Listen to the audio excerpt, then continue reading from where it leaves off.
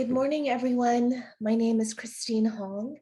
I am the director of the Center for Racial Justice, and I'm also the instructor and part of the collaborative team for a course called Undocustudies, which was formalized as of this year as CRES 70U.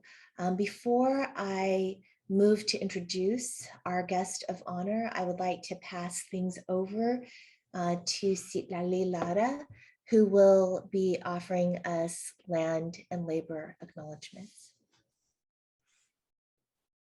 Yeah, hi everyone. My name is Citlali. I'm one of the co-coordinators of the Undocustudies course. And yes, I will be reading the land and labor acknowledgement. Okay, so as the xico Day reminds us, racial capitalism mixes alien labor with indigenous land to expand white property as the basis and objective of settler colonialism. The land on which UC Santa Cruz is located is the unceded territory of the Waswas-speaking UP tribe. The Amamutsen tribal band, comprising descendants of the indigenous people taken to Mission Santa Cruz and San Juan Bautista during Spanish colonization of the Central Coast, is today working hard to restore traditional stewardship practices on these lands and heal from historical trauma.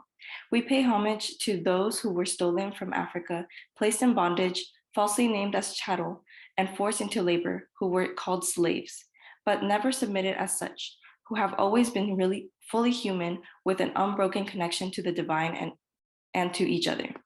We honor our African ancestors for the still unpaid labor which built what is now the Americas. We acknowledge the labor of undocumented and documented laborers who have historically and are still currently being exploited, at times to the point of wage theft, wage slavery, and death, and whose life stories have largely been erased from the landscapes and infrastructures they have been made profitable for others. To our Indigenous, Black, and undocumented forebears and selves, we commit to the continued struggle for liberation and reparations for it only through freedom and justice for all, that we can contest the multi-directional nature of racial capitalist violence. During this time of global pandemic, we invite you to acknowledge the land from which you're joining this class and the labor, paid and unpaid, that create the circumstances for us to meet. And then this acknowledgement draws from statements prepared by the members of the Waswas-speaking UP tribe and Dr. Melina Abdullah. Thank you. Thank you, Citlali.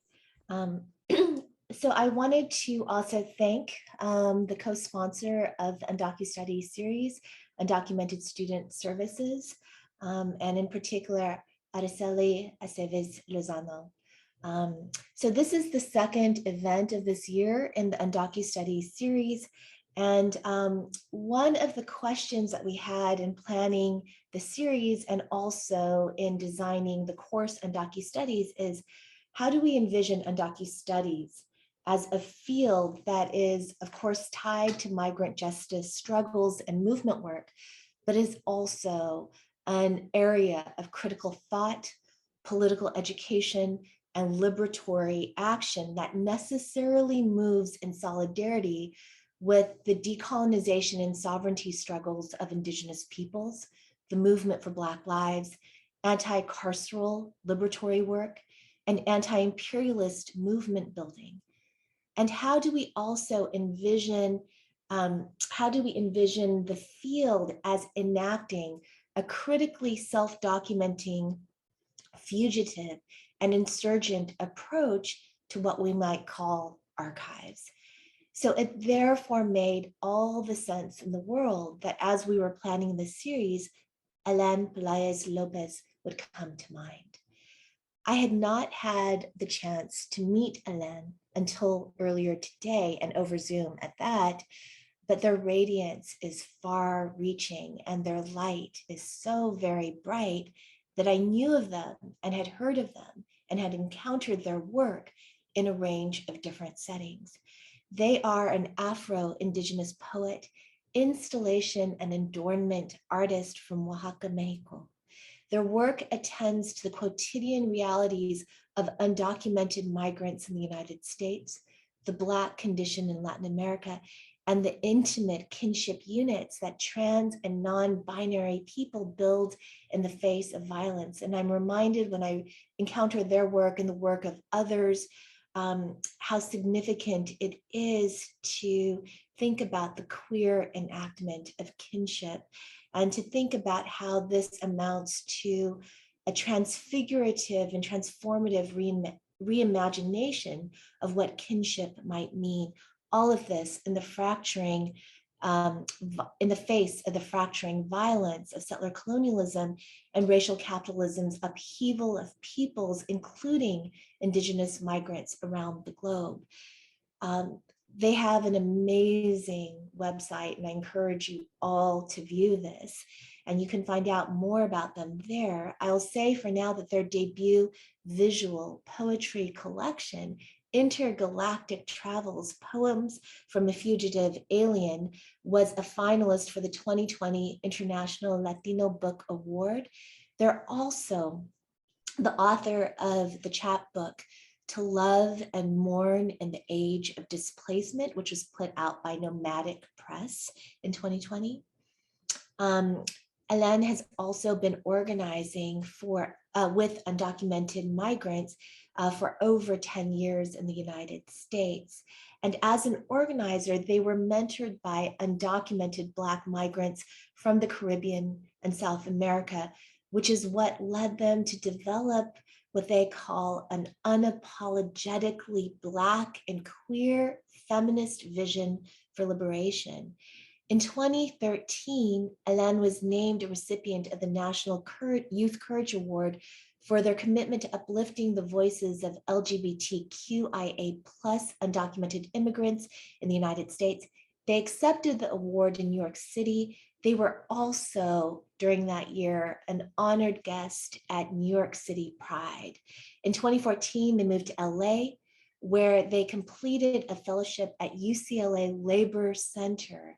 It's so important to also think about labor as a critical dimension in our analysis, where they launched their first visual storytelling project. They have since worked in the field of public and digital narratives. They are a former steering committee member of Familia, Trans Queer Liberation Movement, and the Black LGBT Migrant Project. They are currently undertaking two amazing manuscripts, Chambales, a trilingual choreo poem about Afro-Indigenous children who shapeshift into dragonflies to avoid settler violence, and Latinidad is Canceled, an essay collection that stems from their social media meme critiques of Latinidad's erasure of Black, Indigenous, Asian, and trans community members. You can read Alan's writing on Teen Vogue, the Andy Warhol Museum, Everyday Feminism, Poetry, Catapult, the Georgia Review, and much, much more. So please join me in extending a heartfelt welcome to our guest of honor, Alan Palaez Lopez. Thank you so much, Christine, for that introduction. I did not expect for you to have done all that research. So thank you for inviting me. Thank you, Citlali, for opening today's event. I'm really excited to be here and join you all. So what I'm going to do today is I'm going to talk a little bit about my work organizing with undocumented migrants, the role of art as a form of protest and social disobedience, and contemporary undocumented and formerly undocumented Black artists that I look to for visions of the future. And I'll open with a poem and then I'll get into some of my talk. So I'll be reading a poem from my collection, Intergalactic Travels, Poems from a Fugitive Alien. And this poem is titled Sick in America. Before the crossing, our family could understand the whispers of the water. We bathed our cuerpos morenos as if we were holy, as if our humanity was valuable, as if we were worth life. It is hard to remember anything before the crossing. How do I tell myself I had a childhood if at the age of 5 I am a fugitive of the law? It would be easier to remember life before the crossing if we didn't become paralyzed for the rest of our lives. The doctor tells me I have post-traumatic stress disorder. He says it is because I am an immigrant, but that in a few years I will be American. During the crossing, we were faced with the reality of what it means to be Black and Indian in an empire that constantly measures us on production, production, and production. Our blood, a sustenance to those who deem us illegal. The water here has been cut through by wooden logs that demand we show them papers that say we are not poor, nor Indian or Black. I only crossed once.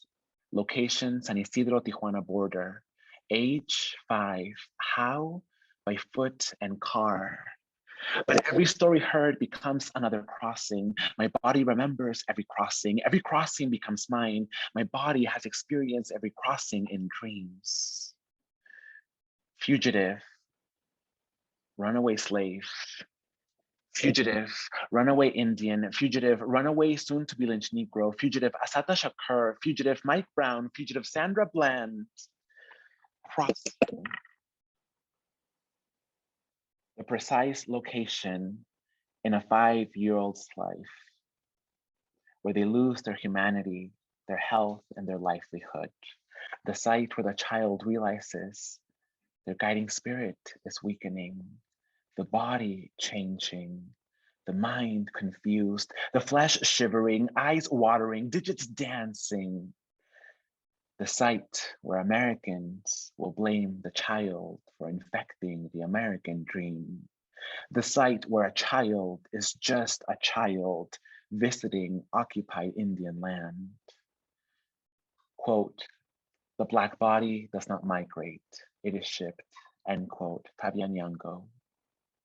American, I guess I'll be forever sick.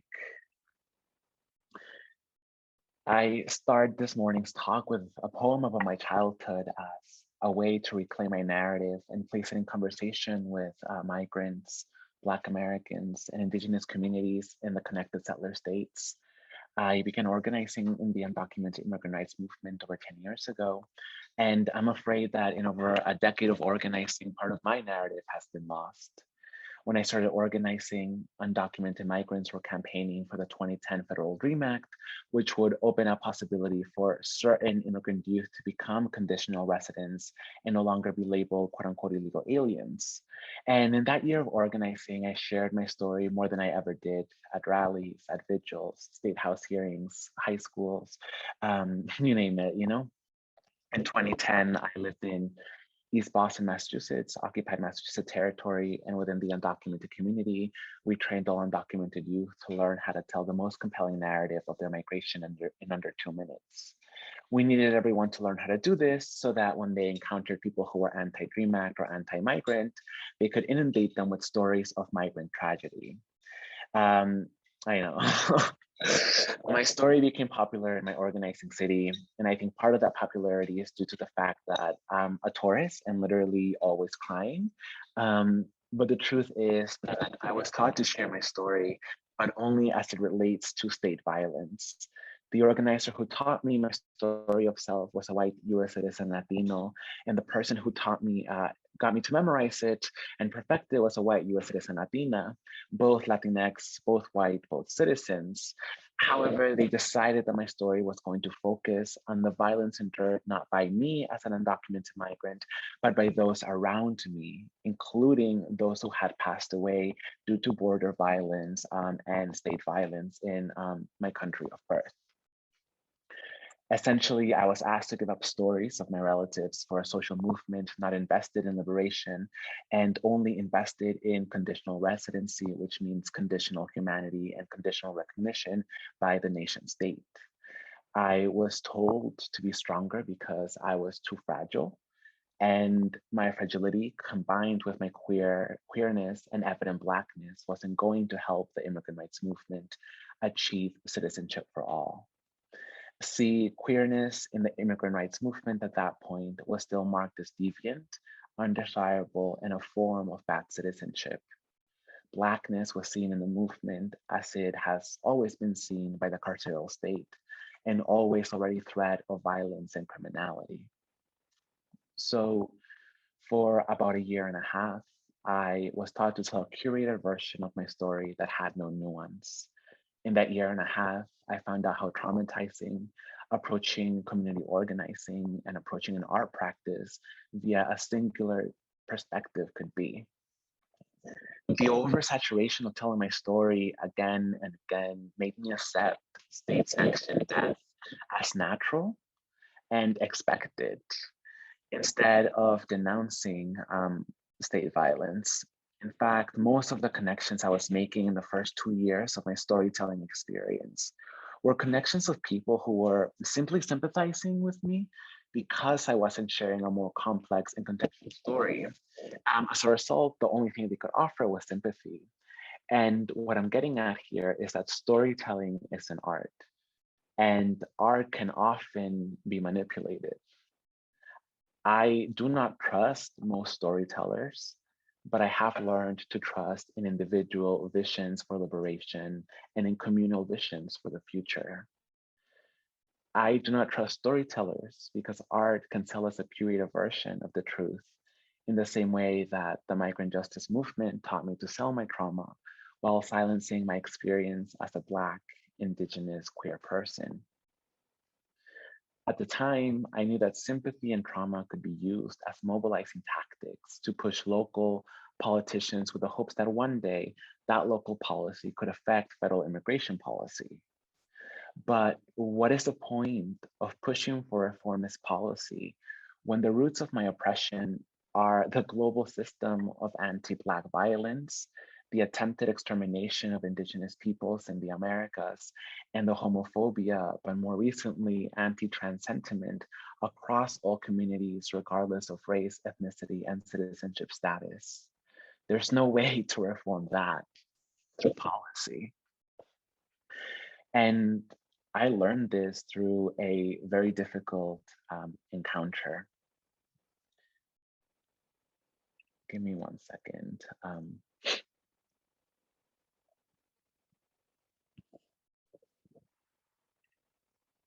Okay. On a winter morning at a direct action in Capitol Hill, over 100 undocumented youth broke out into protest in demand for citizenship for all.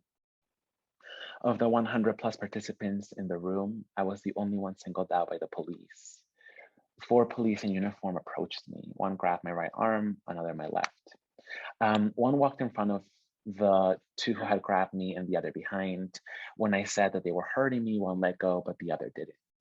It was at that moment that I realized, who am I outside the story that I have been telling in social movements? I was scared, I was angry, and I was alone, despite 100 plus other migrants being in the same room as me. I don't wish to share more about my encounter with the police, but what I will share is what came afterwards. My family asked me to leave the movement. I thought that the movement was my family. They were not. They were who I thought I was collectively dreaming different worlds with. But at the end of the day, I became another Black person who no one in the immigrant community at that moment cared for when 4 people in police uniform took me. After this experience, I asked myself, am I the story I have been sharing, or am I more? Do I dream of more than citizenship status, or is that all that I need to be okay? People who are targeted by the state are often demanded to over-explain their existence in order for their humanity to be taken seriously, while those who are not targets of the state get to tell whatever stories they want. I am afraid that I didn't know how to dream big at that time. Sometimes I still struggle to dream big. I see that in the desires my mother has for herself. When I share my dreams out loud, she thinks it's silly that I want so much, and that's the problem. I want us to become disruptive dreamers. I want us to be able to dream gorgeous lives and not lives dependent on settler laws. Some people think that they dream big, and unfortunately, that's not always the case, because to dream big means to reimagine everything we have inherited. A few years ago, I had published a Medium article about undocumented Black artists and the visions they're proposing for the world. And it was really wild to self-publish an article as somebody who at the time was working for a digital magazine and could get nobody to publish the work because they felt that it was too risky and too confrontational. And I want to share part of my critiques with you about that work that people refused to publish, that then became foundational to my way of thinking and moving in the world as a cultural producer. And I'm going to be sharing my screen, so give me one sec.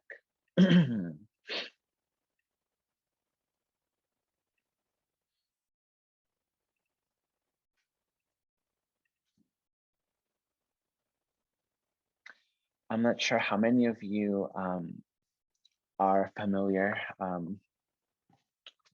with this piece, but give me one sec.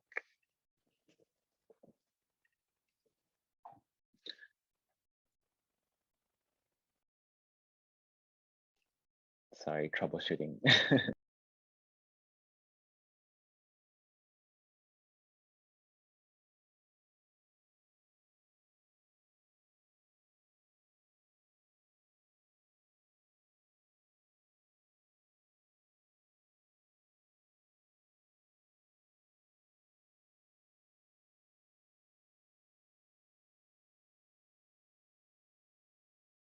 Okay, we're good. So I'm not sure how many of you are familiar with JR's work, but French artist JR, their October of 2017 border installation flooded social media outlets overnight. And the installation is composed, as you see depicted in the screen, with a gigantic photograph of Kikito, a one-year-old boy whose dark hair, curious expression, and simple clothes remind me of the children in my village, actually. In my village, we proudly wear dark long hair or dark fluffy afros, dirt under our fingers, plain colored tank tops, and faces full of mischief and curiosity. In the installation that you see projected on the Zoom, JR alludes to conflict, contradiction, and systemic violence. Kikito's image is positioned in the Mexican side of the border, curiously looking into the US side of the border. Kikito undoes the US-American gaze for one moment. Here, Kikito, a non-white child, gazes at the US empire. The US empire in this moment does not gaze at Kikito. After sitting with this image, I didn't know what to think, and eventually I got a headache because once again, I was reminded that the migrant child, even in a neoliberal installation, doesn't get the privileges of childhood. Here, Kikito is tasked with gazing at the settler colony of the US, even before the child can learn to speak in full sentences or run through parks with the assurance of safety. For many who have crossed a physical border, for many who are crossing now, and for many whose family members have crossed, the question bears asking, for whom is this art? For those of us who have met the violence of the border, this installation is an aesthetic to a material experience that US citizens might never understand. And yet the installation caters to the US viewer, the ones who Kikito gazes at. On October 9th of the same year, so just a couple of days later, JR publishes a flash video on his Instagram account where he is standing on the Mexican side of the border, and the Border Patrol agent stands on the US side of the border. We then see a third person hand each a cup of tea. The two sip and business as usual is carried out. In this description, JR writes, quote, "The picnic today was clearly forbidden, and yet it was not shut down," end quote. JR does not realize that borders are set up to keep certain bodies out. His body in all of its thinness, institutional credentials, whiteness, masculinity, and hyper-documentation, because I speculate he needed a US visa and the Mexican government permission to do this work, protect him.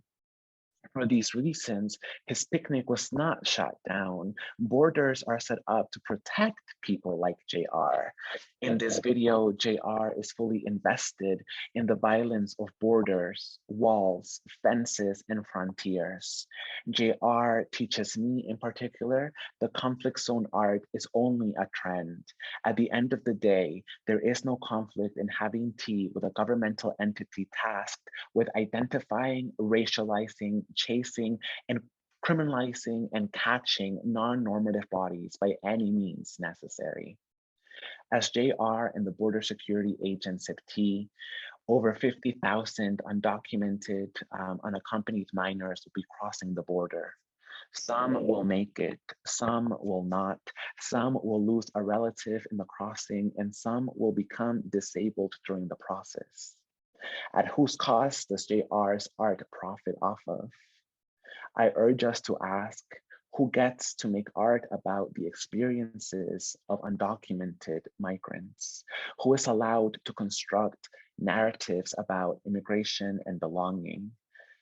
And what are the ethics of creating art based on migrant trauma in dispossessed Indigenous lands without ever recognizing the territory where that art installation is exhibited, and in this moment in Kumeyaay land? I don't only want to point to JR though. Let's consider art forms that we often take for granted that come from activists and organizing spaces. Hashtags that go viral have one thing in common. They tell a story. In the immigrant rights movements, hashtags are formed in community meetings, private conversations, and sometimes they are introduced by other organizations, and the many movements that make up the migrant justice movement decide whether or not they're going to take up those hashtags. The hashtag Here to Stay narrative had its peak popularity shortly after 45's public announcement that he would resign DACA. The hashtag was born from a place of intended resistance. It was supposed to communicate that we, migrant communities, would actually fight for each other and not allow a single more deportation. And originally, it was supposed to be an empowering hashtag. And while it's supposed to be empowering, it's also dangerous and a weak narrative. Because the question bears asking, what about migrants who are refugees of civil war, religious persecution, violence based on gender, sexuality, disability, body size, or political views, and dream of a world where they can return back to their countries? The hashtag Here to Stay does not take into consideration a dream for a safe return to one's homeland. What about those who dream of a future where the migration didn't even happen in the first place, right? The Here to Stay narrative only works if we accept the conditions that create forced migration. What about those who are willing and need to denounce the violence that they've experienced in order for them to be propelled into a future? And what about Indigenous communities who have been forced to relocate in the United States and are no longer living in their ancestral homelands?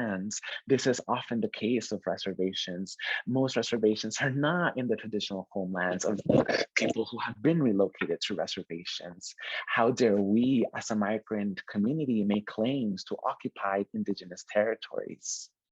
After thinking through this question, I have come to realize that the hashtag Here to Stay narrative prevents coalition building with immigrants and Indigenous communities in the settler connected states, because the hashtag doesn't take into account the fact that many Indigenous peoples are going through similar violences as undocumented migrants. Some Indigenous people have no access to tribal recognition. Others have been separated by the US-Mexico border and the US-Canada border. And some are deemed colonial subjects, as we see in Guam, American Samoa, the US Virgin Islands, the Northern Mariana Islands, the US Virgin Islands, Alaska, right, Hawaii. And it continues. The hashtag Here to Stay narrative fails to realize that we are living on stolen land, and that the end goal should be the abolition of settler law so that all targets of the state can access a future outside the pillars of settler colonial violence, global anti-Blackness, and the surveillance of how bodies are supposed to move and be in the world. I share all of this because my life is not apolitical, and neither is my art practice. As a poet, I know that my work will be misread. In fact,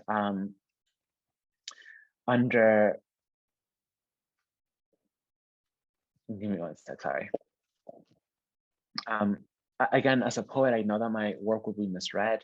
Under a capitalist state, poetry and other art forms are considered an unproductive sector of the labor market. To write poetry and to make art when I can be deported at any moment is to directly oppose capitalism and the narrative of patriotism and meritocracy that the US settler colony demands of me if I am ever to enter the politically produced status of the citizen. Poetry, in many ways, is an act of civil disobedience because poetry breaks the non-consensual performance contract that the state demands of migrant subjects. I do not offer my body to the state. I not only see this in my work, but I see this in the work of many migrant artists, as well as Black and Indigenous artists from the connected settler states. Black Americans and Indigenous people in the US know that citizenship has never protected them.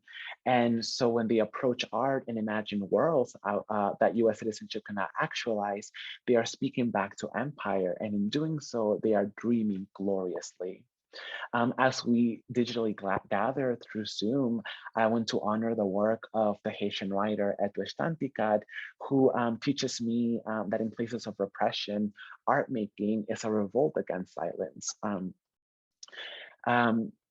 Danticat writes that for many people who are born in the Americas, the Caribbean, the Global South, art practitioners are sometimes the first to be disappeared by their governments because artists are the ones that are providing alternative visions, the ones that are providing abolitionist futures, and those artists are deemed as threats. So they're either disappeared or exiled or forced to leave because there are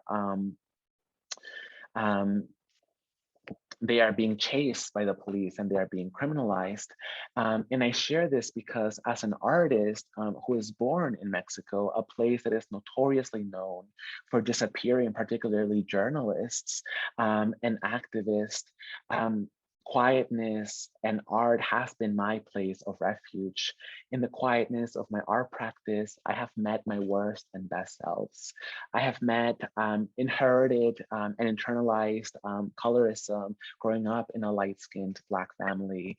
I have met internalized insecurities of being a Zapotec migrant and having grown up without meeting a single Zapotec person for maybe like 15 years other than me and my mother. In the quietness of my art practice, I also learned that 2010 me, 2011 me, and 2012 me were not good storytellers. And I might add 2010, 2011, and 2012 me were not ethical storytellers either. When I read the work of Edwidge Danticat and I think about what it means to create dangerously, I think about the ethical responsibility to name the fact that like, we are not all good relatives. We haven't always been good relatives. And so we need to start there. We need to start with how we fail to show up for one another in the face of violence and what we are actually going to do to no longer fail each other and construct a communal future. Because right now, I do not think that the futures that all of us are imagining actually have certain of us in mind. if any of you in this Zoom call are art practitioners, think of the people who will witness your work. It may be, that one queer person in a rural area, and you are the one queer artist that they encounter that allows them to know that despite what they are going through, there are still other possibilities in this world, that we can still imagine safety for ourselves. Or it may be someone whose political views may put them in terrible danger, and they encounter your work, the political artist who is ungovernable and putting out work that has stakes, and that quietness of that person witnessing your work, they will find a way in which to dream with you, and they will feel less lonely. In my 12 years of community organizing, I have seen social movements take artists for granted. This should no longer be tolerated. The academy takes artists for granted. Oftentimes in the academy, I see scholars discipline artists into saying, no, I write about you. You cannot be an academic. As an artist, academic, I experience that all the time. When I am in academic conferences and people realize that I'm not just an artist, but an academic, they're like, oh, well, you're a poet. That's like a hobby, right? You like make words. These are things that we should no longer tolerate. Artists are sometimes first responders to the violence of the world. And therefore, we need to pay attention to what artists are saying. And because artists are sometimes first responders, artists sometimes make shitty situations worse because they respond to things they have no insight into. So we also must we also must, take a step back. Earlier, I said that I don't trust most storytellers, but I do trust visions. So again, I reiterate that.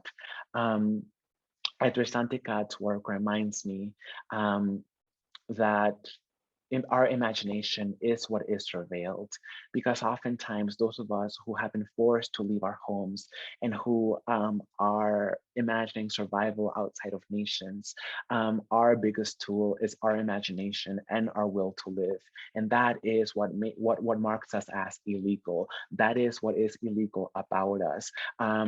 An imagination that settler law is incredibly threatened by. Today, I want to challenge you to imagine bigger than before and to be very cautious of trendy statements, art pieces, and hashtags that prevent coalition building or foreclose opportunities for nuanced conversations. Such as a popular life phrases, immigrants get the job done, which again subjugate migration to perpetual labor and to a form of perpetual death. And migration is beautiful as an aesthetic that does not actually add into consideration war, like refugees, asylum seekers, et cetera, et cetera, et cetera. And I want us to be able to think of a social practice and a social imaginary that does not begin with asking the state for recognition, that begins by demanding recognition from other people and saying this is a moment where we need to unlearn our inherited anti-Blackness, our inherited anti-Asian sentiment, and our desire for structures that depend on settler conquest. And now I want to end by sharing the work of contemporary Black writers and artists who have been undocumented because they are the ones who are teaching me how to perform and insist on dreaming gloriously. I will project some of the work again so that you can see it, and then we can answer some questions. Thank you for staying with me through all of this, by the way.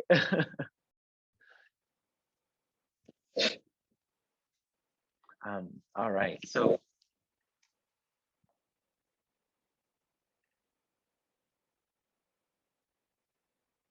one of the artists that I want to bring into this space as we gather is the work of Danieli Rodriguez Elorbe, who is a formerly undocumented migrant from the Dominican Republic. Dangeli Rodriguez Alorbe, self-published Periódicos Ayer, A Lover's Archive. And in the collection, Dangeli posits love as an alternative form of authorization that immigration can never control, despite immigration telling undocumented subjects, you are only desirable and fit if you marry a US citizen. Oftentimes, we don't talk about the ways in which being undocumented is not just about not having a driver's license or not being able to legally work in the US. Being undocumented is also about a legal system telling you who is worth love, intimacy, and care. Being undocumented is being subjugated to a very particular notion that nobody else who is undocumented or a migrant is worthy of care because they are not desirable citizen subjects. So Dangeli teaches me to insist on care because care will protect us, while a 9-digit social security number can never protect us. The work of Gladys Wanjashikitao Damascus, who is a queer undocumented migrant from Kenya, also teaches me to dream beyond state recognition. In the self-published poetry collection, There's the Truth and There Are Other Things, Gladys Wanjashikitao Damascus writes letters to themselves. And in these letters, Gladys maps out everything they are going to do if they are ever deported to Kenya, or if they decide to go back to Kenya. In the collection, Gladys says, I want to learn my indigenous language to Kenya. The first meal I'm going to cook in Kenya is this. I am going to gather my people. I am going to be an artist in Kenya. And Gladys Wanjashikitao Damascus work no longer allows us to think of our home countries as places where we cannot thrive and where we cannot live well. In fact, Gladys Wanjashikitao Damascus teaches me that the most radical thing I can imagine right now is a return where my community embraces me as a queer subject. And this is a vision that challenges the migrant justice movement, because if we can imagine safe returns, then there might no longer be a need for a migrant justice movement, right? But Gladys Wanjashikitao Damascus' work is futuristic because it's imagining a world where anti-Blackness ends globally, right? So these are the artists that need to be centered, and not necessarily random artists on social media making art about migration who offer us very little insight into the textures of undocumented life, particularly the textures of exile, the textures of the Black condition, and the textures of the radical queer and trans imaginary. The work of Pascal Lucien de Boisson also comes to mind. Pascal Lucien de Boisson was undocumented in 10 Latin American countries.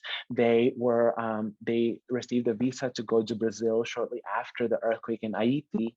And from Brazil, they walked up to multiple countries and published a memoir titled Sobrevivientes Ciudadanos del Mundo, where they depict what it means to be a descendant of enslaved peoples who is then marked irregular or illegal or criminal in 10 different countries where other Black subjects were also enslaved. And Pascal Lucien de Boisson places a link between the Middle Passage and the contemporary formulation of the illegal alien and places them in conversation, and essentially argues that illegality is part of what Saidiya Hartman names the afterlife of slavery. Iki Jospina is a trans undocumented migrant from Venezuela, currently living in Spain. And in Iki Jospina's work, she often identifies Spain as the big plantation. What does it mean to be a trans Black subject who was a descendant of enslaved peoples from Venezuela, now living in Spain, the literal empire that was responsible for slavery in Venezuela? Iki Jospina's work, again, like Pascal Lucien de Boisson's work, begins to make those connections between the Middle Passage, Black sociality, and our contemporary moment. In the visual art piece next to Iquillo Espinas's photograph is an art piece that was published in Terremoto, which is a Latin American arts publication. And I'll read what it says. Black love and freedom are transtemporal and indestructible. So again, like D'Angeli's work, Iquillo's leans on Black love and Black freedom, because Black love and Black freedom cannot be protected by countries, and therefore they're abolitionist visions where who are we after nations end? How can we provide care after nations end? And how can this love be a form of indestructible world building, an indestructible world building tool? Okay, so I've talked a lot. I hope that you're still with me. And if you are, now I think this is a good place to transition and just be with one another and to ask the questions that have been lingering in your mind, or questions that you've been grappling with for the last couple of weeks or years. Thank you. And thank you so much. I'm inviting people to place questions, comments in the chat. And I'm going to begin with a question from Shah Noor Hussein. Shah thanks you for sharing your journey with nuance and complexity, and they pose the question: do you find that using multiple mediums of art and situating your work within a variety of academic disciplines has complicated your practice? And if so, has it been in positive, critical, difficult ways? And so what is being at that sort of intersection and the crossing and transgression of those boundaries do for you, for your art, for those of us who encounter your work? Thank you so much for that question, Shah. Yeah, I think that my use of multiple mediums, I think it's necessary. So I think a lot about the power of collage art. Collage art is about cutting and pasting, right? It's about the synthetic moment of the cut. The collage artist cuts out what they see as important as part of the larger image. And I think that as a multidisciplinary artist, I take collage as an art method. I work at the intersections of visual, so text, right? So poetry, but also like photographs. I photograph my shadow a lot and I work out of my photographs. And I also work with jewelry. I used to write poems in jewelry pieces. And I think that meshing up these art mediums is a way to more accurately try to tell a story, because to contain my work within one medium is to also be working within the borders of that art medium, within what traditional art history has dictated as like, oh yes, this is in that proper form. So I think that for me, experimental work is also a larger critique of how art history aestheticizes, particularly Black artists, Indigenous artists, and Latin American artists, because I do not exist as a singular, I exist in multiples. And I think that bringing in academic disciplines to my art sometimes has complicated my work, but I think it has helped me to speak about my work more than anything, because I think that a lot of my work remains the same, whether or not I have the theory. But sometimes when I look at old work, I'm like, oh, I can talk about it within this theoretical vernacular. And I don't change the work, I just have new words in which to discuss it with either a gallerist, a curator, or somebody like interviewing me about my work. Yeah, thank you, Shah. And then I was wondering if I could pose a question to you. You had mentioned that poetry is by certain people viewed as non-productive, and it's associated in certain conceptions with leisure. But that is very specifically a race and class marked approach to poetry. So it's like a bourgeois conception of poetry that it doesn't, but then you say that what gives the lie to that is that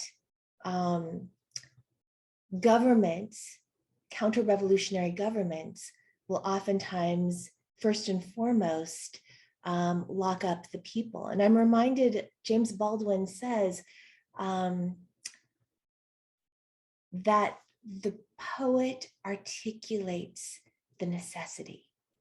And so I'm just, I'm wondering about a few things. One is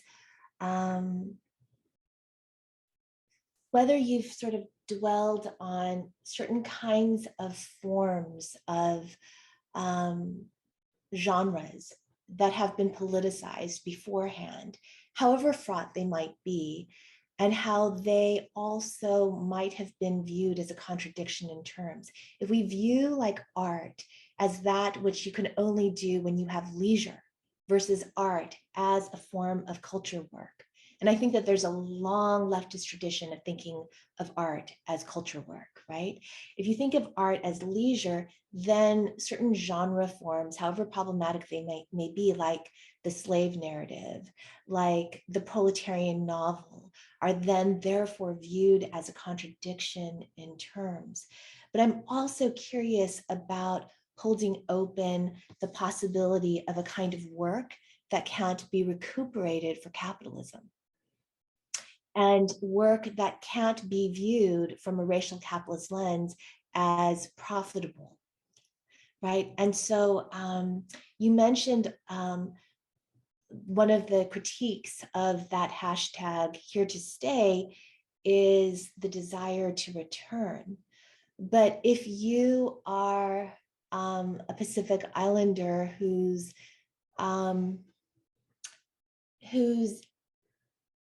territory has been irradiated, or whose territory is the first in line in terms of the rising sea levels, the desire to return doesn't have a practicality, but it's still there. It doesn't translate into productivity, but it's still there. And I'm also interested in grief as a kind of emotion that doesn't lend itself to capitalist recuperation, you know, but just some thoughts. And I was wondering if you might take any angle into them, anything that you know, is strikes you as sort of provocative. Absolutely. Thank you so much for posting such great things to think about. You know, I was really interested in your mentioning of the contradiction in certain art mediums, and you did mention like the slave narrative, right? So the slave narrative is a very particular text that every slave narrative has an introduction by a US citizen that says like, I confirm that this is true, right? So you have the stamp of like the racialized like property owning citizen saying, yes, like this racialized Black subject is saying the truth. And then you have a narrative of fugitivity, right? You have a narrative of like being born into slavery, and then like, you know, the climax is like the escape, how it happens. And the slave narrative, for one, it's written for white people, for citizens to become abolitionists, to desire the end of this horrible structure. And also, it's a very dangerous narrative because it might give those who are slaveholders insight into how those who are enslaved run away from plantations. And it might give them like insight into how to create better surveillance and perhaps disciplining tools in a plantation state. And I often think about how Frederick Douglass wrote two slave narratives. One that was like the traditional slave narrative, and the second one, My Bondage and My Freedom, critiqued abolitionists, critiqued the state. And I think he knew that the original slave narrative was written for a very particular purpose. And after he wrote it, he was like, oh, maybe this doesn't serve my purpose, and then decided to rewrite it. So I think that there is this performative contradiction that occurs in cultural production. And that performative contradiction exists because we're always responding to continuously shifting legal regimes and legal conditions. And the here to stay narrative is a performative contradiction precisely because of what you named, right? If you're from an island that is estimated to no longer exist in the near future, well, what does a return mean? In the same way of like, if one is like for African diasporic folk who are descendants of enslaved peoples, like yes, a return is never possible because wherever they were born, that's not their ancestral homeland, right? So it really nuances, like those are the performative contradictions that we experience in these works. And when we're talking about grief and art that can't hold that doesn't work for the capitalist state, I think about the role of self-publishing, right? Self-publishing critiques the fact that this work can ever be owned by a huge quantity of people. It is also a critique of property and ownership, and a critique of art and visions as something that should be bought, right? Because the self-published work is an invitation to collaboration, and it's a gesture towards let's think about this, like we're self-publishing, we're not charging for this, right? Because it's so urgent. And then when it is being charged for, it's not a huge amount, right? Like like when we think about scenes, like some scenes are $5, $2, $1, right? But they're propositions to dream together. They're also forms of mutual aid when we're thinking about ideas and imaginaries.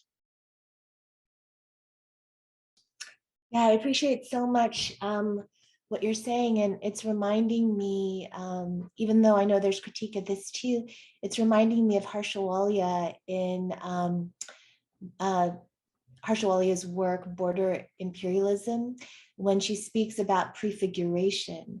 And that's an invitation for us to think about not always being guided by a politics of the future where the horizon of life is always deferred over there, but to imagine that every single action we take prefigures that future. So how do we have a prefigurative sort of movement, and that will go to how do we survive together, right?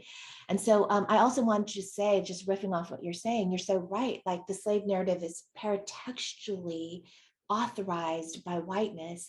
It is an asymmetrical genre that is tilted to power, that always has that kind of encoded appeal to whiteness. I too am human, accept me in whatever sort of diminished way, a sort of conditional acceptance. And I'm also reminded of figures who've critiqued the ethnic autobiography, which is also sort of linked. And there's, of course, problematic figures like Frank Chin, but Frank Chin is very provocative in saying that one of the problems of the ethnic autobiography is that it refuses to say, I am the law, but instead always concedes to the sovereignty of power. And I also think of Jody Melamed, who speaks about the race novel. And Jody Melamed says that the race novel gives white people access to the inside stories of people of color. So it's voyeuristic. It's appealing to that kind of voyeurism.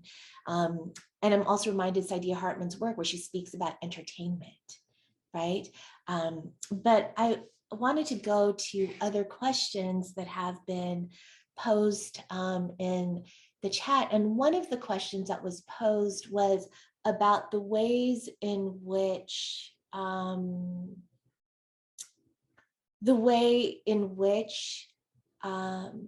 politics can be co-opted. And so one of the questions that we have from Faiz is about the John Oliver late night show.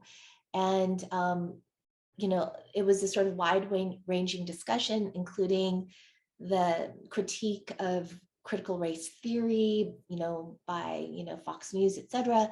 But apparently in the show last night, John Oliver also spoke about how conservatives have tried to co-opt Martin Luther King Jr.'s "I Have a Dream" speech.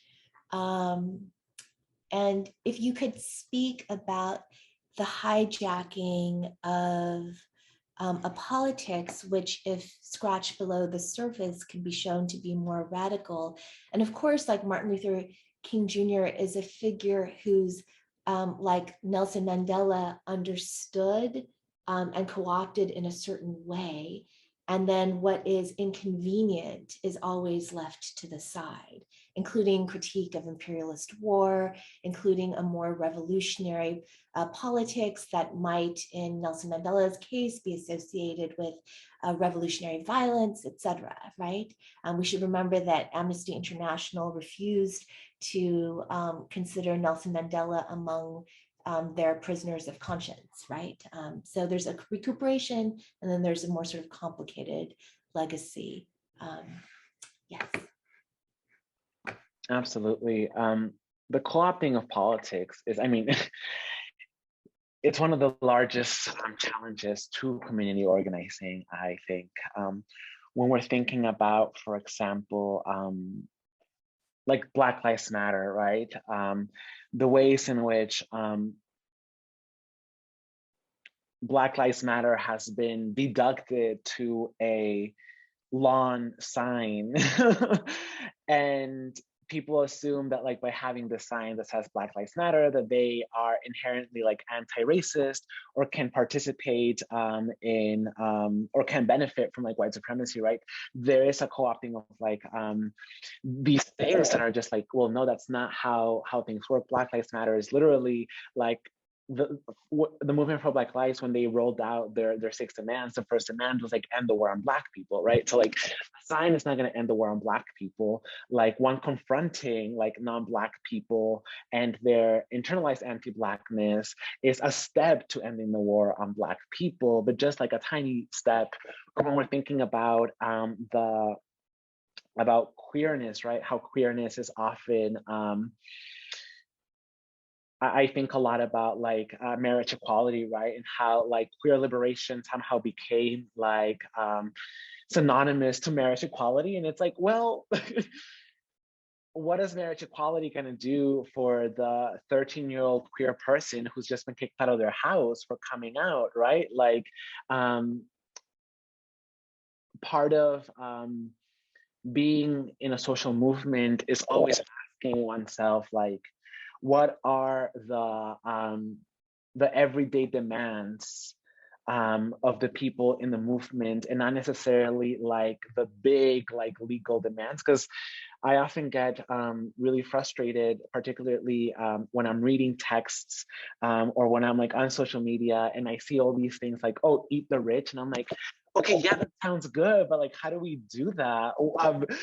What are like quotidian things that we can change in our day-to-day life that gets to that vision of like eating the rich? And I think that in the age of social media, people are very drawn to things that sound good. And that's how politics are co-opted. That's how MLK quotes are like chopped down to like 5 words instead of like the 7 sentence that it is, right? Because it fits for social media and it gives you immediate gratification. I always tell people like you have to be really careful with how you consume organizing via like the internet and activism via the internet, because it's never how it's actually experienced in the material world. Like the material condition and the e-archive are very different things. And then there's a question about, and it maybe goes more again to, or it goes again to what you're speaking about, which is a kind of politics of consumption, a kind of politics of consumption. And I think that in a way, thinking about how capitalism conditions even movement strategies around visibility, around what story sells, And so one of the questions that was posed is, the person is speaking as someone who is undocumented, who has been in situations where they've felt forced, compelled to sell their stories. And one of the questions that they're posing is, how do you deal with the aftermath of that violence, of the violence of being compelled to sell one's story? What advice do you have for undocu folks who are trying to move away from that kind of politics and have to contend with, an entire sort of spectrum of emotions related to that kind of coercion? And there's another question that is posed, which is, could you speak more about how you conceive of fugitivity? Is this in a, Harney and Moten sense? And how do you enact fugitivity in your dangerous creations? And how do you enact it in a way that doesn't lend itself to a reassertion of normativity, a co-optability by the system? Could you speak about a fugitive politics? Okay, so I'll start with a question about selling one story. I think that sometimes for migrant communities, stories is like the most powerful thing that they have, right? And when migrants are asked to sell their story, they're not asked to do anything that's liberatory, because stories are a form of mutual aid, right? We share stories across racial lines, across class lines, across like different forms of like disabilities, in order to inform each other what the world is, what the stakes are. So stories, we have to remember, are a form of mutual aid. And when somebody is asking you to curate your story in a very particular way, I think it's advantageous for us to challenge and say, actually, I can't do that because my understanding of story as a mutual aid practice is this and this and this. And I think that's a way in which to counter the stories that are demanded from us. I also think it's important for us to understand how, because of the legal realities that we live in, a lot of the stories that we tell are responding to non-consensual performance contracts. When we think about like the DREAM Act or DACA, both of those legislations force undocumented young people to perform in very particular ways if they are ever to be recognized by these like propositions, right? So it's like the undocumented young subject never entered into a consensual contract. So therefore it becomes a non-consensual performance contract. And when I think about fugitivity, I think about the non-consensual contract of slavery, right? And I think about scholars who are resurrecting the archives. For example, I think about, I don't know how many of you know of Betty's case. Betty was an enslaved Black woman who was traveling from Tennessee in Massachusetts with slaveholders. And slaveholders brought Betty to Massachusetts, and in Massachusetts, Betty met abolitionists who took Betty to court to gain Betty's freedom. And when the judge was about to grant Betty freedom, they like had a private meeting, and Betty said that they did not actually seek that. That's not what they wanted. And it becomes like this really wild legal case where this enslaved subject does not want freedom that abolitionists think that she needs. And it brings into question the idea of like, well, what is freedom?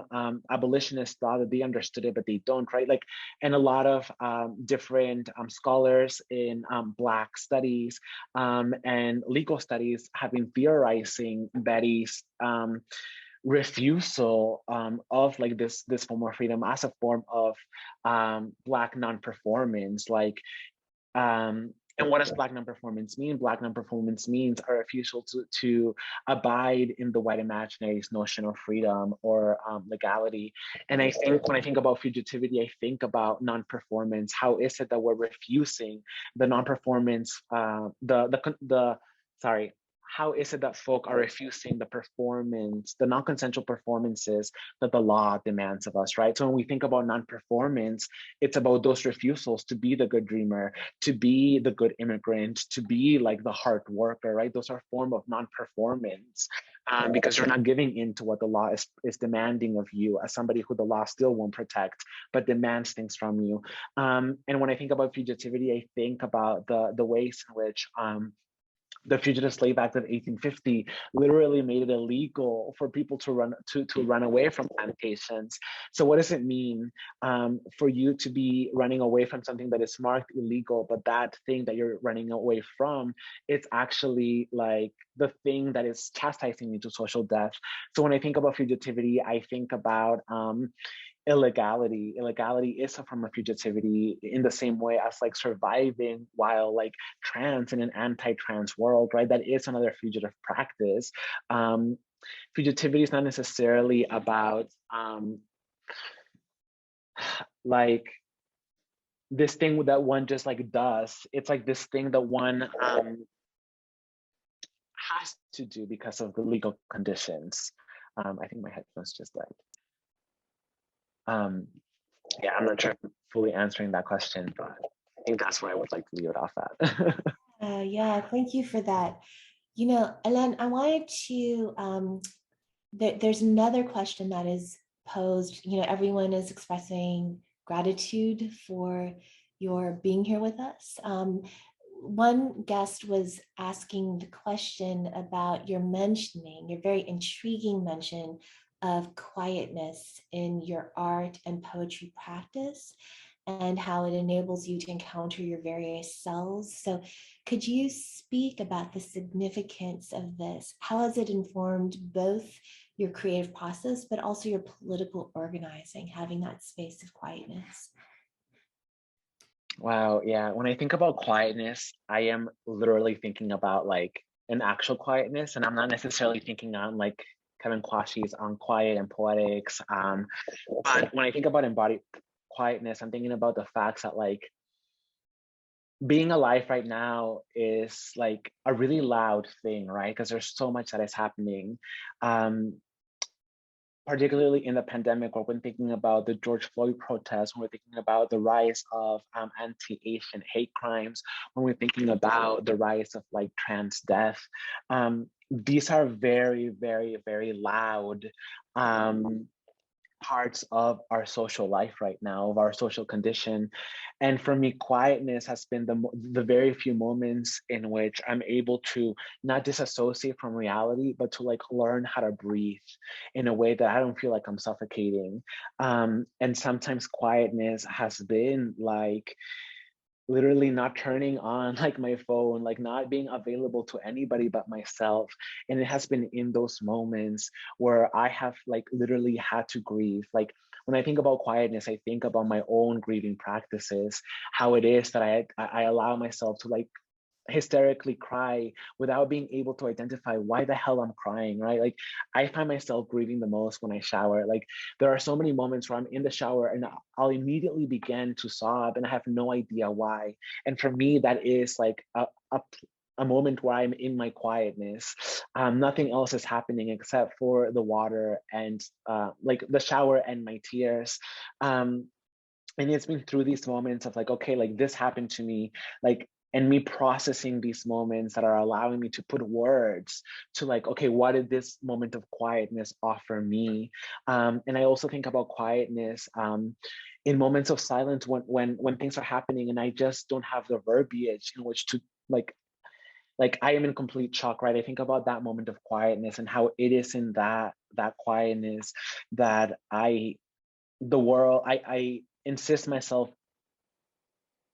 I insist being alive in the world around me in that quietness because I'm so struck by it. I want to understand it. I don't want to master it, but I want some kind of relationship to my quietness. And I create a lot of work in response to that. There are a lot of like theories in poetics about quietness and in Black studies about quietness. I haven't really read much into them, but when I reference quietness, I reference that, and I also reference Edward Stantikat's notion of migration is a super isolating process, and sometimes quietness is something that we want to run away from because we're already so isolated, but quietness might also offer us insights that we shouldn't run away from. Yeah, I really appreciate that. I think that everyone does. You know, when you say that being alive right now is a really loud experience, there's something about quietness which allows for a kind of aeration, a sort of a refusal to react, you know, and yeah, and I think that it also enables a kind of rising up of truth, however inconvenient, you know what I mean? And then also perhaps speaking from conviction rather than just speaking the hashtag, you know? Yeah, and so one of the questions that we have is from someone who is in our class, who thanks you for your incredibly moving, insightful, thought-provoking, courageous, vulnerable presentation. You know, this person speaks about working on materializing in the class a counter-hegemonic people's archive that contests the state's violent monopoly on documentation, and states that you've spoken about the violence and trauma that happens when we tell our stories for the view of others, for dominance, that kind of Du Boisian double consciousness that's encoded into different art forms, and the need to respect the right of people to decide what, when, and where to share. This person poses the question, if, when, and how is it okay to speak to stories that aren't our own? And how do they, as an undocumented Black woman, show solidarity with undocumented folks ethically, specifically with regard to the construction, the collective collaborative construction of an archive that involves, for example, reworking, reimagining state documents through art or poetry in order to make space for the imagining of complex human lives and futures? Thank you. You know, this is a great question, and one that I like sometimes also like grapple with and ask in my own work. So one thing that I began to do is, I guess I'll talk about my academic work. I'm about to file my dissertation, and my dissertation looks at narrativity as a tool of methodological nationalism and the ways in which undocumented Black subjects employ narrativity to speak against nations, nation states, and kind of center realities of colonial conquest in West Africa, Mesoamerica, and the Caribbean islands. And I realized that when I was first writing my dissertation, I realized that a lot of my work was like me desiring certain stories from the artists that I was writing about. And I think it speaks to this question of like ethical witnessing, right? Me desiring to extrapolate a certain story from these artists was not ethical witnessing. I wasn't actually like sitting with what the work was doing in the world. I was just reading for what I wanted. And I think that when we're talking about the stories of undocumented peoples is for us not to interrogate our desire. Like when we are retelling stories, whether it be like a story we read like in a newspaper or a segment that we watched in the news, when we retell it, we should like talk about it in relationship to us, right? Like what does the story call us to do? How does the story shift our epistemological frameworks. I think that there are ethical ways in which to talk about undocumented stories. And like particularly in the question, it says, how do I, as a documented Black woman, show solidarity with undocumented folk ethically, right? So I think that a way to show solidarity is by witnessing and by placing your, and by articulating what your relationship then is to those who are undocumented. You're both living through like the condition of Blackness. You might share gendered conditions, but you also share other conditions that like are very different from one another. And it's not necessarily about staying quiet, but about you knowing that those conditions are different, but that doesn't mean you can't actively fight for the same thing. I often think that folk assume that like there are things that certain groups of people want that don't impact other groups of people. And it's like, how do I become an ally to this thing that doesn't impact me? Like, that's wrong. Like, any violence that is occurring is going to impact you at some point. So it's not necessarily about like, how do I become an ally? It's more about how do I realize that what impacts them also impacts me, but it just is impacting them at a severely higher rate than me. And I think reframing it that way can help us be ethical witnesses and also figure out how is it that we can talk about these realities without resubjugating people to violence. Yeah, and then for the part about the archives and reworking state documents through art or poetry, you know, the last thing I wrote was a chapter on photography, and I was describing all of the times that the New York Times has put undocumented folk in their front cover. And, you know, it's been one of the, I talk about the moment where Renata Teodoro and her mother are photographed at the US-Mexico border hugging through a wall. I talk about the ways in which the New York Times like literally has two undocumented subjects dead in the front cover. And I talk about the ways in which sometimes we do not need the evidence to know that the violence is happening and to be enraged by the violence. When we're talking about archives,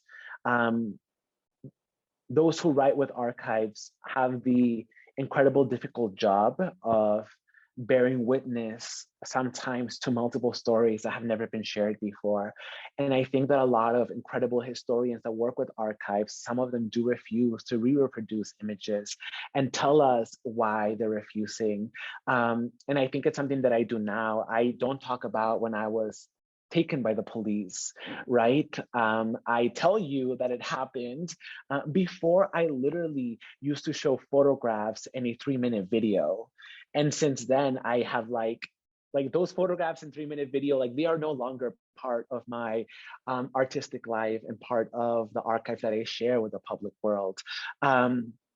Because I don't need to prove to anybody that this happened and why it was such an impactful part of my life. Like, you all need to just believe that what I am saying is true.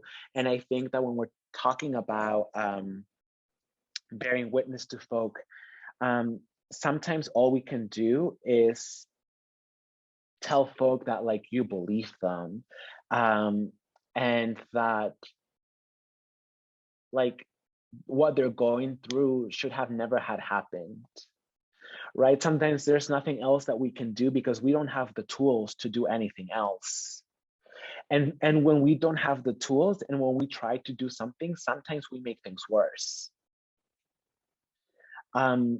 Sometimes being an ethical witness is knowing that all you can do is listen to what was just said to you.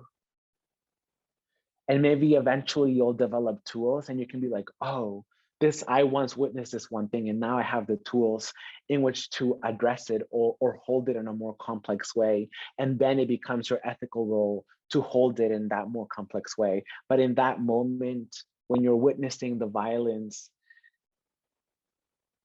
like there's so little that sometimes one can do.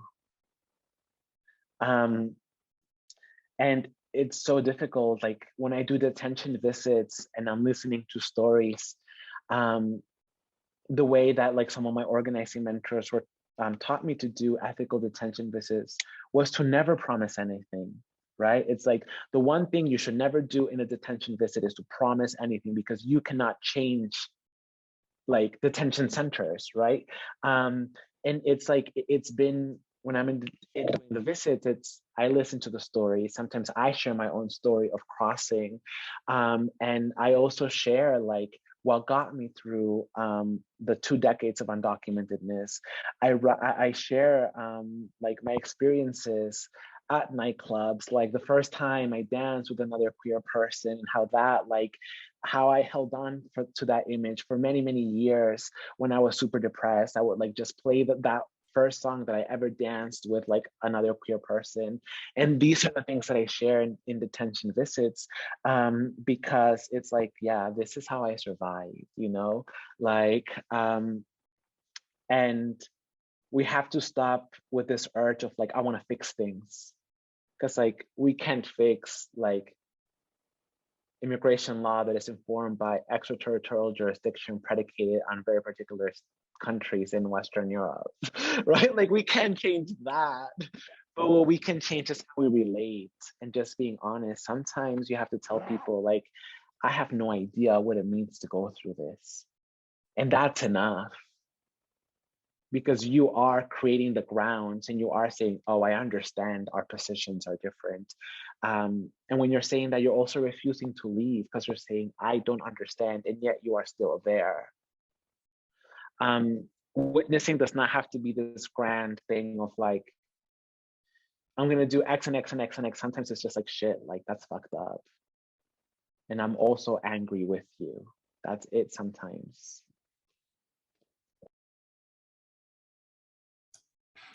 I mean, I appreciate that so much, you know, the kind of resisting of the urge to just do without thinking about the action at hand. And, you know, I wanted to pose a question, and this probably will be the final one, but it's a question that was posed by a guest about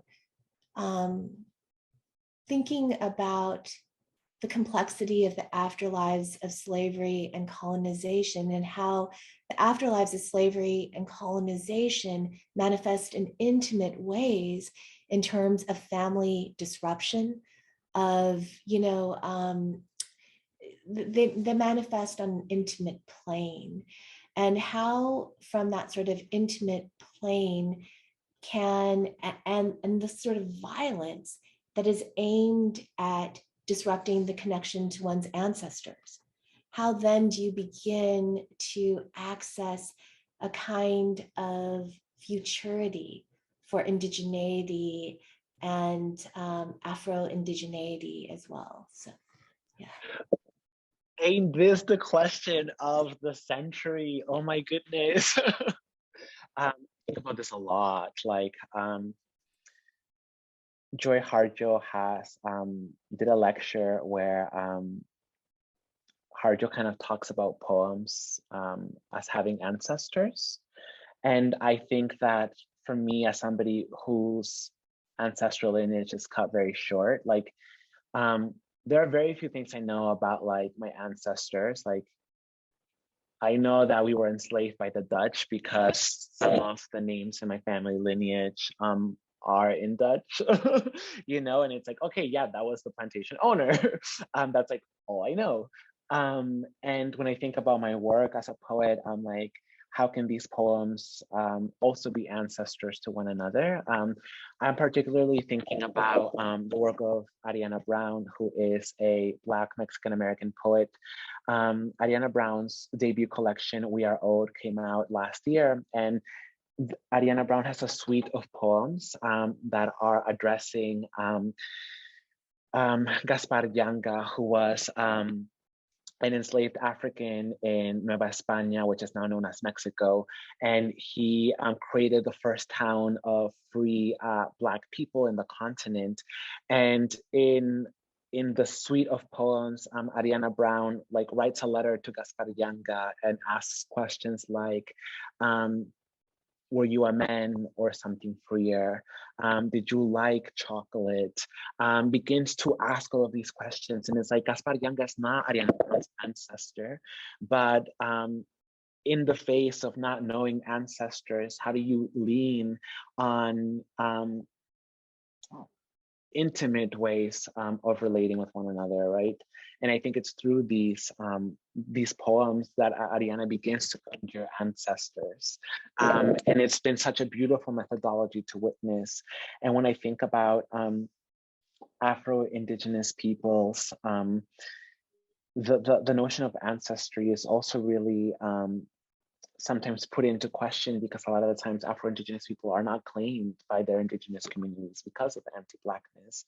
And I think that accessing ancestors sometimes is about like looking at other people who have lived through similar conditions and seeing their struggles as ancestral struggles, and seeing some of the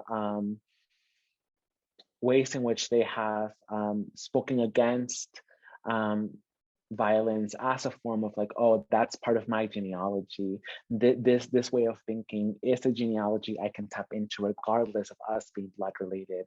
I think there's different ways in which to think of ancestry when one is physically removed from it because of chattel slavery or because of anti-Blackness in Indigenous spaces where ancestry is denied, or et cetera, et cetera. Yeah, thank you so much for that question. Alan, thank you so much for being in conversation with us. You know, this has been such an incredible opportunity to, for some of us who are in the class, to encounter other parts of your body of work, and then to have this chance to be in dialogue with you has been incredibly eye-opening and thought-provoking, and we really, really thank you for joining us. And thank you everyone for joining us today. This brings our event to a conclusion, but the work goes on in various ways. And, you know, I so appreciate all of your thoughtful takes on everything. There's a lot of food for thought. Thank you, Alan. Thank you, everybody. Have a good day.